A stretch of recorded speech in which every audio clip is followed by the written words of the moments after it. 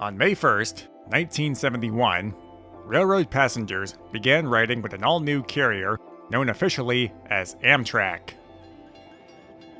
Although the company provides a vital link in the mobility chain, its relevance has been called into question throughout its entire life. For a country that wholeheartedly ditched rail travel and has continually looked down on it ever since, there's an understandable disconnect between Amtrak and what average travelers expect out of it. Here, we hope to offer some insight on 5 of the big questions about how we got here, why things are the way they are now, and what possibilities can set a course for the present and future.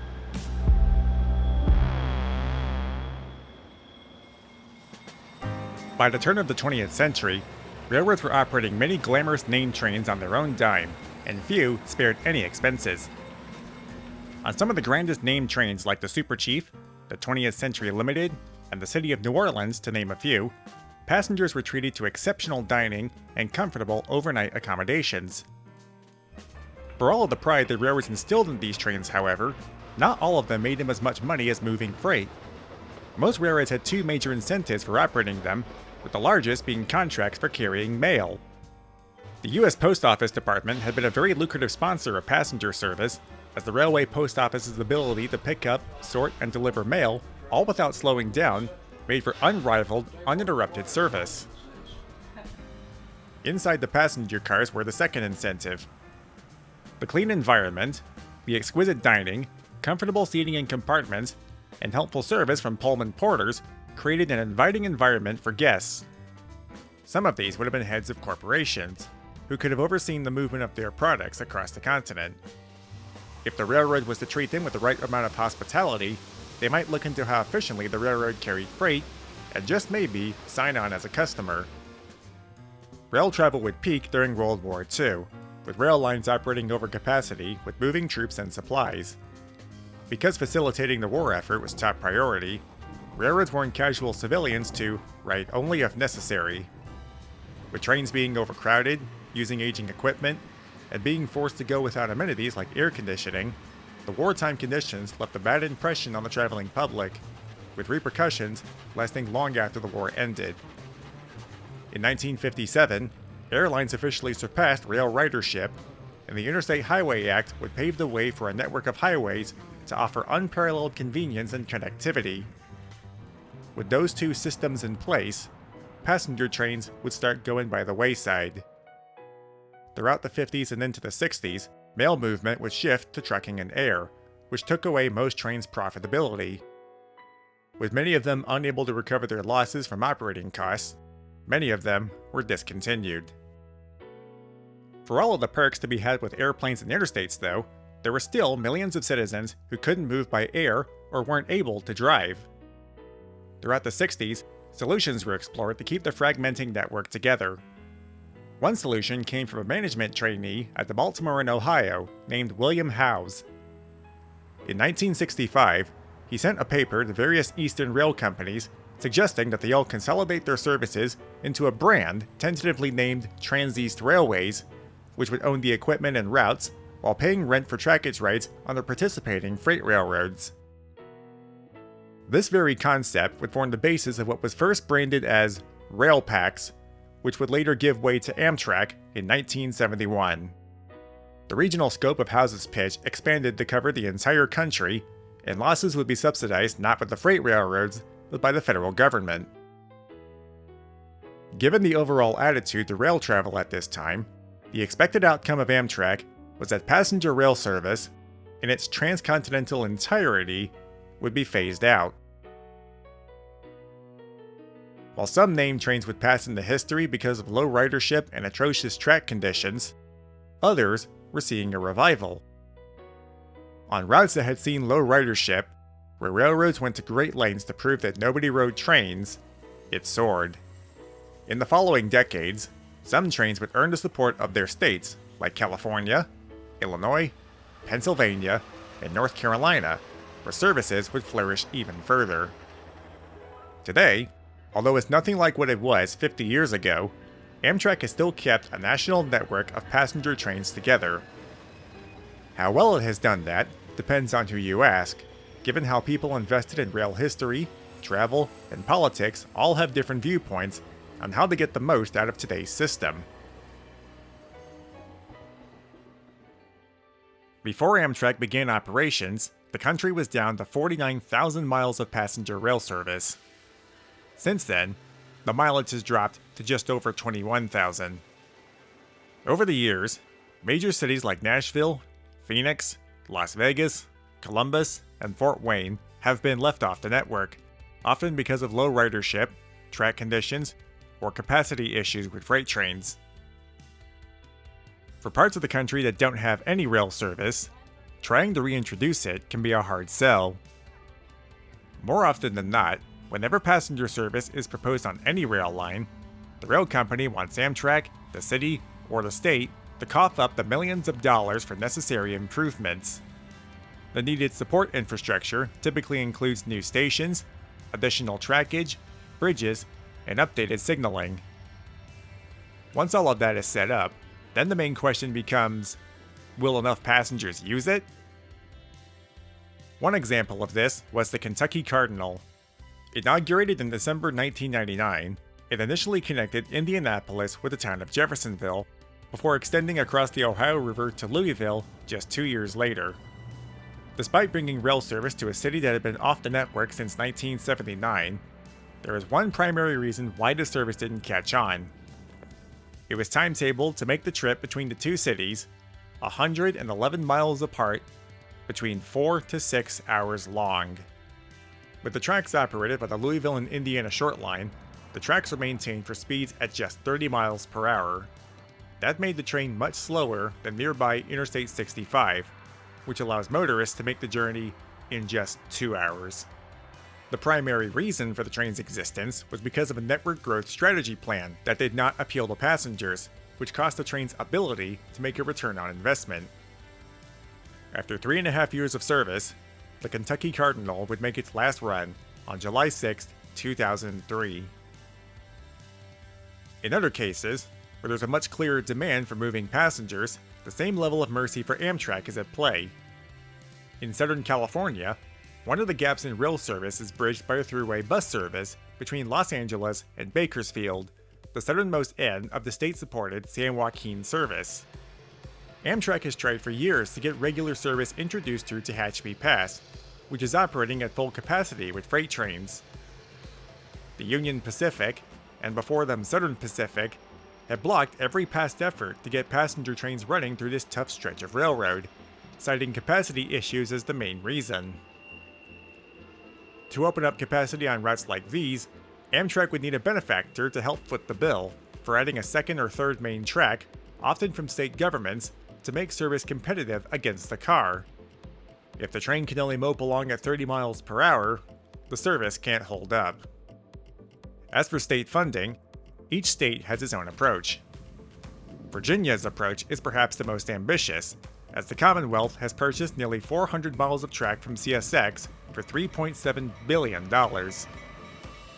Prior to this, the Commonwealth has worked with Amtrak, CSX, and Norfolk Southern to expand service with more frequency to existing routes and reconnect service to cities like Norfolk and Roanoke. In this plan, not only would rail congestion be relieved with expanded capacity, but acquiring other routes would preserve the possibility of adding new destinations in the future. Similarly, state funding has allowed for corridor services like the Pacific Surfliner, Amtrak California, the Cascades Talgo, the Midwestern Network, and the Northeast Regionals to flourish with more train frequencies than their predecessors over half a century before. New name trains that have enjoyed success include the Heartland Flyer, serving Fort Worth and Oklahoma City, and the Downeaster, connecting Boston with Brunswick, Maine. Having a strong base of patrons, though, is only half of the equation.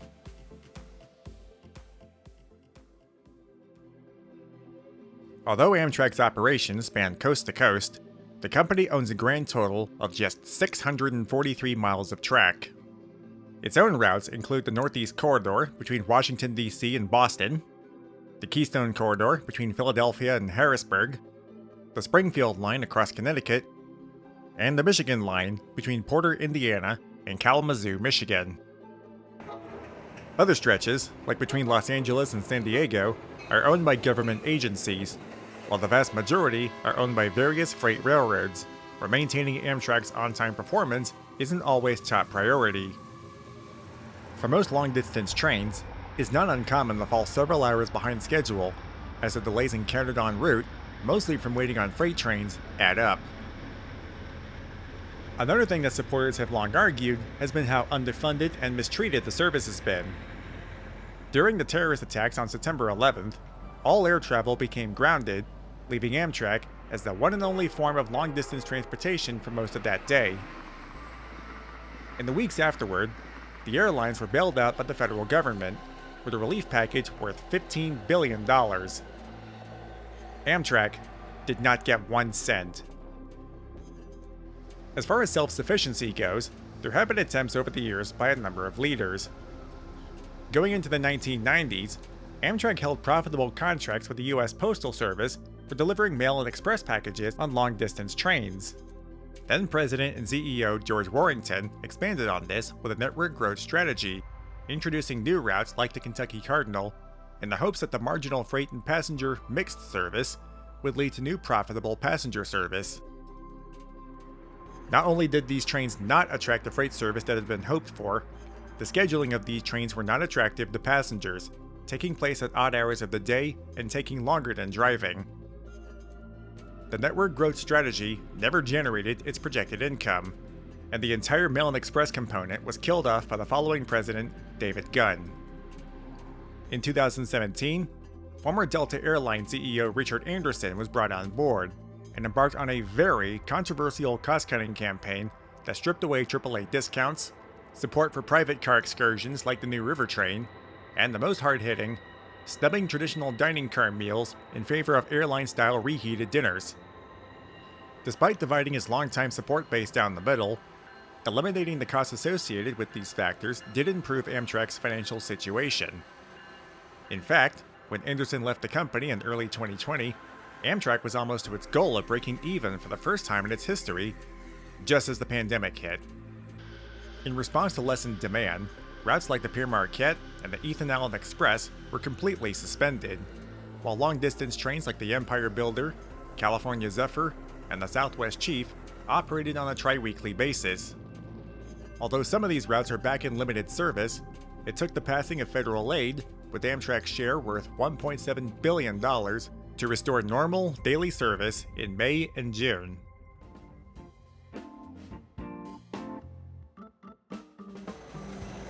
When Amtrak first took over passenger service from the freight railroads, 3 major companies opted to stay out. Of these, the Rock Island Line staggered through its own financial turmoil until ending service in 1978. The Southern Railway relented a year later because of aging equipment and increasing operating losses, and the Rio Grande Zephyr concluded in 1983, also because of operating losses. During the 70s, the Auto Train route between Lorton, Virginia and Sanford, Florida, was operated by a for-profit company and enjoyed much profitability with its niche route popular with vacationers and snowbirds. After some failed expansion plans caused the company to fold, Amtrak themselves would incorporate the route into its own network 2 years later, and is perhaps not surprisingly their most profitable route. Some attempts have been more recent. Beginning in 2015, the Hoosier State Service was operated by Iowa Pacific Holdings, a freight shortline company that specialized in heritage excursion operations. Working with Amtrak operating crews, Iowa Pacific supplied their own equipment that met Amtrak standards, employed its own onboard service staff, and tried to promote the Hoosier State being a step above what was offered. But in 2017, the company began faltering from internal financial problems and handed the service back to Amtrak that June. The train itself would last on the timetable until June 30th, 2019. In January of 2018, one company went above and beyond. Brightline is an all-new form of higher-speed rail service operating in South Florida between Miami and West Palm Beach. It was founded earlier in the decade by Fortress Investments, a privately held company who once owned the Florida East Coast. This influx of private capital investment upgraded track speeds and capacity, and added new stations that have become social hubs in their respective cities, with Fortress emphasizing hot real estate perks just walking distance from the platforms. Although the $4 billion cost is majorly financed with private investment, the only form of government funding has been with taking out loans for the construction of its Orlando extension, called private activity bonds. These are to be paid back with revenues earned once service begins, with proposals being examined to connect Walt Disney World and Tampa. At the time of recording, though, passenger service is suspended due to the pandemic, while the company is pressing ahead with building to Orlando, aiming to begin service in 2022. Simultaneously, Brightline is gearing up for constructing an all-new high-speed rail alignment between Victorville, California, and Las Vegas, Nevada, a city that has also been without service since 1997.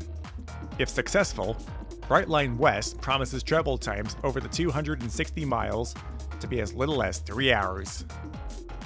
Rail advocates describe this lengthened journey time as a sweet spot, with the keywords being too short to fly and too long to drive.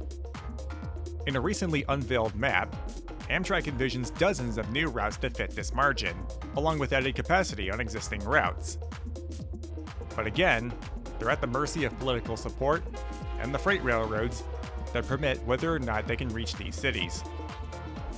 Much of its $1.7 billion infusion is expected to be spent uncovering for the funding shortfall caused by the pandemic, as well as recalling furloughed employees, catching up on maintenance backlogs, and preparing to order new rolling stock to replace its current, aging fleet. Even in the worst of times, Amtrak is an essential service. For most of us, high-speed rail is the first thing that comes to mind when rail travel outside of the US is mentioned. In countries like France and Japan, trains can reach speeds well over 200 miles per hour and offer unparalleled reliability and frequency that their native lands have come to depend on. This is the type of high-speed rail that Brightline West promises for reaching Las Vegas. Currently, the fastest train Amtrak has to offer is the Acela Express, which connects Boston with New York and Washington in 7 hours. The highest speed limit is only 150 miles per hour, with numerous curves, aging bridges and tunnels, and even grade crossings holding the trains back. Some of these bottlenecks were alleviated with the 2009 stimulus package, but other areas of concern, especially the Hudson River tunnels, have become hot political issues. Campaigns for kickstarting high-speed rail in states like California, Texas, and Illinois have only progressed in fits and starts. Another emerging trend in Europe has been overnight sleeper trains, which have historically been in decline because of competition from airlines. Its resurgence in recent years has been encouraged in part by a new travel term, flygskam, which is Swedish for flight shaming. This is a direct jab at the airline industry, which is projected to account for almost a quarter of global CO2 emissions by 2050. The night jet services, operated by Austria's OBB network, has been adding new routes throughout Europe since 2017, with more being planned by Sweden reaching as far as the British Isles. Although airline ridership is taking a hit, this recent development is still being evaluated as whether or not the trend will stick in the long run, amid growing calls for minimizing carbon footprints. For Amtrak to operate more of these trains, the longtime concern has been having enough equipment and manpower to operate them with, and of course, getting freight railroads to allow track space for them. Many of Amtrak's old overnight services, like the Spirit of California, the Night Owl, and the Twilight Shoreliner, have been lost due to issues with funding, equipment shortages, and dwindling ridership. Since those days, however, ridership has been steadily on the rise, from barely 20 million passengers in 2000 to 32.5 million in 2019. This is the most the system has had in its 50-year lifespan. In fact, in 2021, Amtrak announced that Viewliner sleeping cars would be added to select Northeast regional trains. Although a welcome return, it's too early to tell whether this will set an example for the rest of the system. Of all the issues that Amtrak must face, the most critical to understand is that they rely on public and governmental support to carry out its duty. Without the government backing, it would not survive. While the end result may leave much to be desired, Amtrak has defied the odds time and again, defeating attempts at being broken up and being there for travelers off of the beaten path, who depend on rail for their preferred, and sometimes only method of long-distance movement. Is what we have today perfect? No. Is it still something that we need? Yes. The outcome of the next 50 years depends on many factors, like taste in the traveling public, its ability to recoup its losses, how much support it can leverage from elected officials, and unforeseen events like the pandemic. The only thing that is known for certain at this point is that there is a clear and tangible demand for more and better rail service. As one of Amtrak's past commercials once said, "There's something magical about riding on a train."